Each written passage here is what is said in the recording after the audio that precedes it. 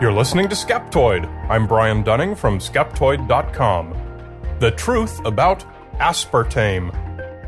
As a kid, I remember hearing that the artificial sweetener aspartame would neutralize your digestive enzymes, and anything else you ate that day would turn to fat.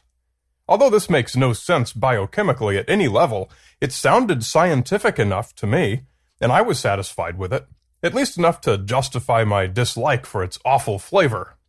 It turns out that my fat-producing claim was about the mildest of many arguments made by a growing anti-aspartame movement, and biochemically nonsensical as it was among the sanest of the arguments.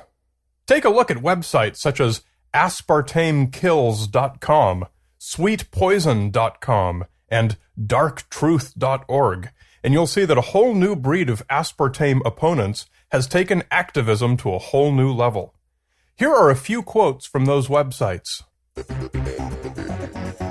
Thank you, Montel Williams, for having the fortitude to say multiple sclerosis is often misdiagnosed and that it could be aspartame poisoning.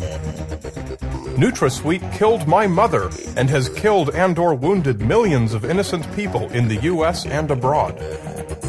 Aspartame converts to formaldehyde in vivo in the bodies of laboratory rats. Artificial sweetener aspartame equal NutraSweet linked to breast cancer and Gulf War syndrome.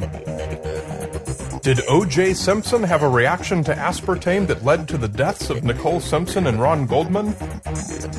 The FDA, the International Food Information Council, Public Voice, and others are scam non-profit organizations and pawns of the NutraSweet company. After more than 20 years of aspartame use, the number of its victims is rapidly piling up, and people are figuring out for themselves that aspartame is at the root of their health problems. Patients are teaching their doctors about this nutritional peril, and they are healing themselves with little to no support from traditional medicine. Donald Rumsfeld disregarded safety issues and used his political muscle to get aspartame approved. The Nazi scientists' poison projects poison adults with aspartame. Because of you and/or your forebears' exposure to toxics like aspartame, a summation of immune, mitochondrial, DNA, and mtDNA damage has occurred in your body that has made your body unable to deal with chemical insults. The doctor that was in charge of the lab to study aspartame reported that the substance was too toxic, and he mysteriously disappeared, and all the paperwork somehow was destroyed. The Nazis actually won the war. They just pretended to lose so we wouldn't notice them take over our government. Well, that's enough for now. And if you haven't heard those, you've almost certainly received one of several hoax emails that people have been forwarding around since 1995, according to Snopes.com, giving an equally long list of untrue claims about aspartame being the cause of nearly every illness. One is even falsely attributed to Dr. Dean Adele. Suffice it to say that every possible kind of attack is made against aspartame.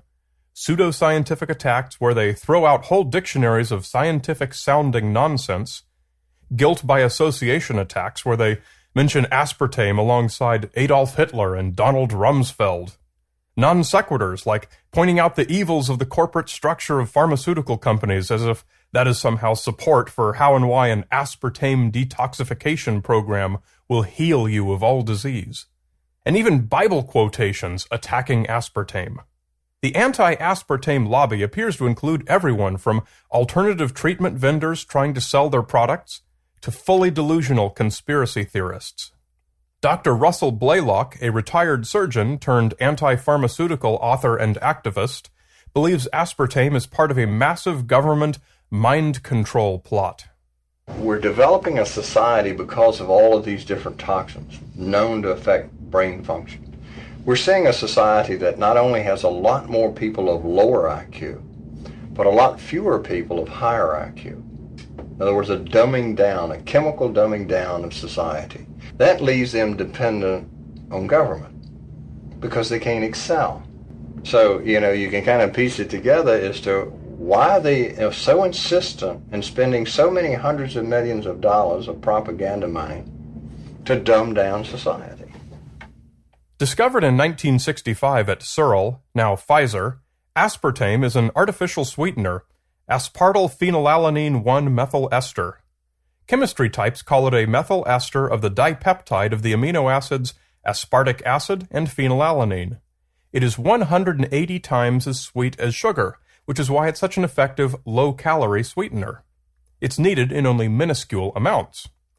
Partly in response to all the anti-aspartame craziness out there, a group of scientists from the NutraSweet company published a 2002 review of dozens of studies and clinical trials performed worldwide in the journal Regulatory Toxicology and Pharmacology, which made the following conclusions.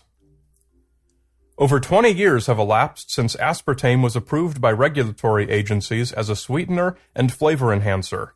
The safety of aspartame and its metabolic constituents was established through extensive toxicology studies in laboratory animals, using much greater doses than people could possibly consume.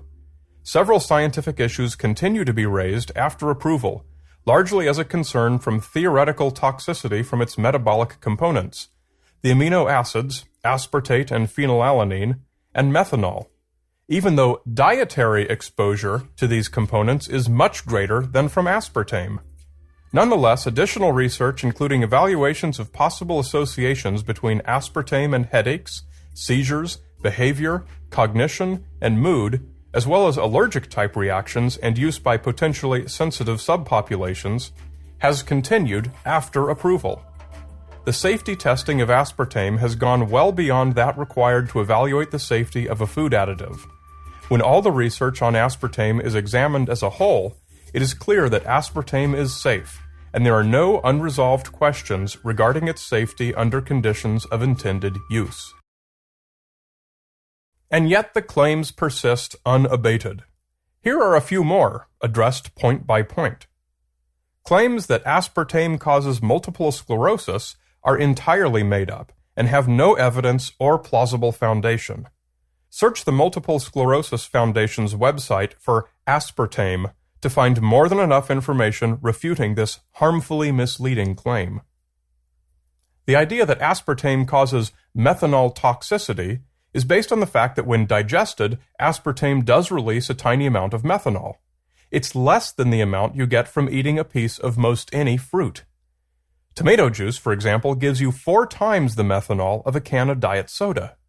It's a common, naturally occurring environmental compound that is found in many foods.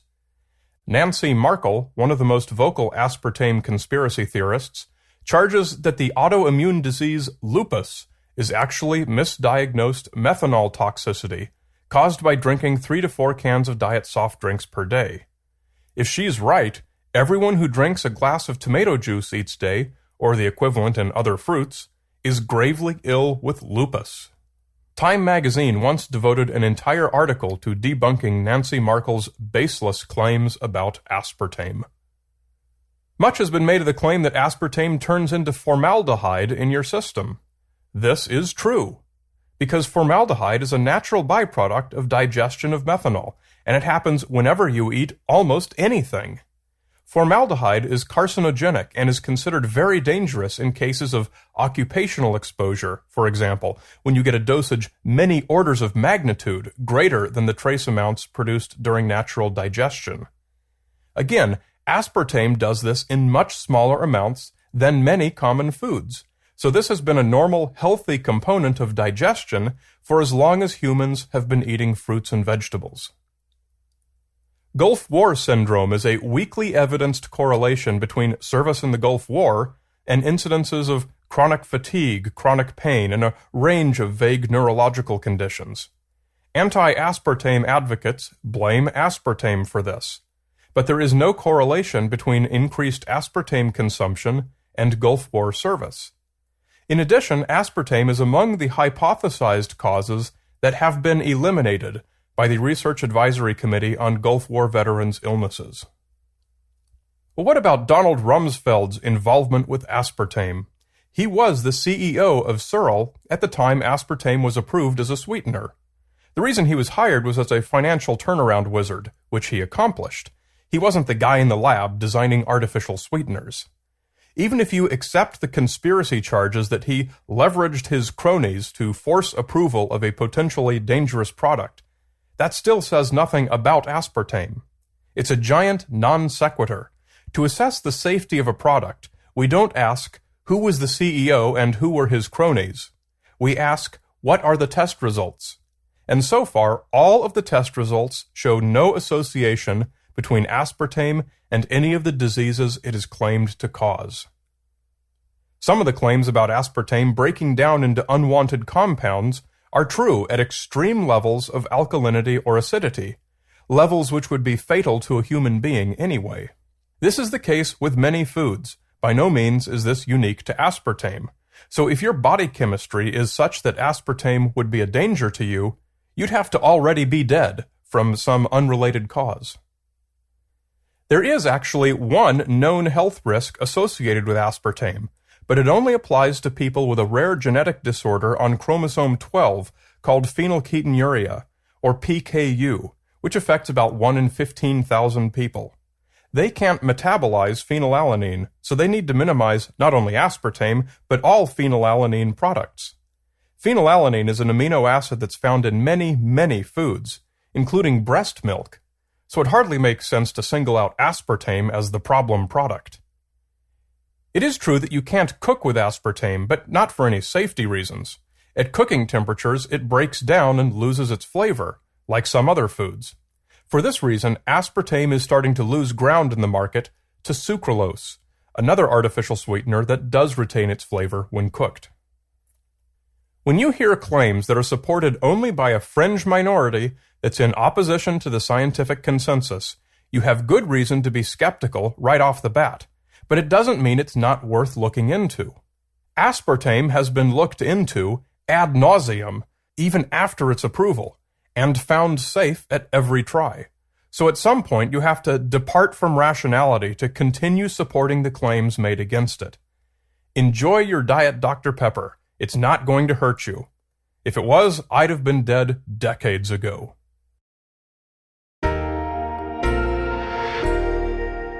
You're listening to Skeptoid. I'm Brian Dunning from Skeptoid.com.